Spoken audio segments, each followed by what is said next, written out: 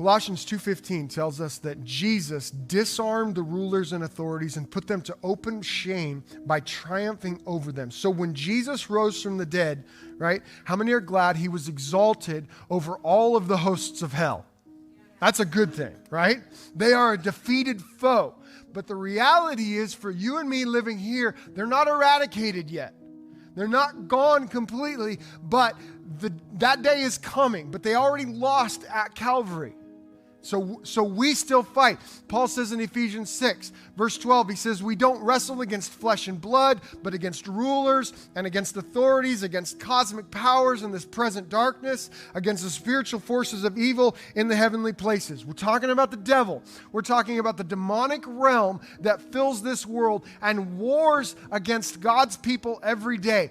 And the immeasurable greatness of the power of God that is working toward you is the same as the power that put that entire realm under the feet of Jesus. That is the power that is working toward us.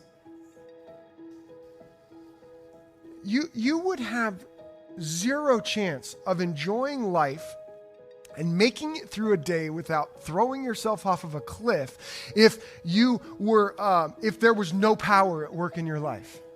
Right?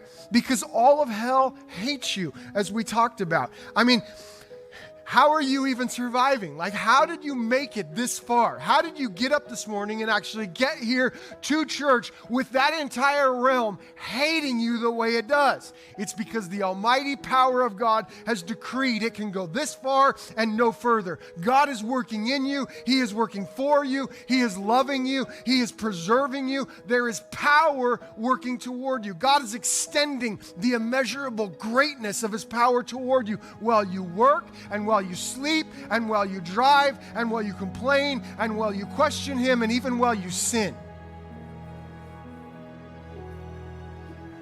Jesus said, give us this day our daily bread. Forgive our debts as we have forgiven our debtors. Lead us not into temptation, but deliver us from the evil one. Because none of us have a prayer if God doesn't do that.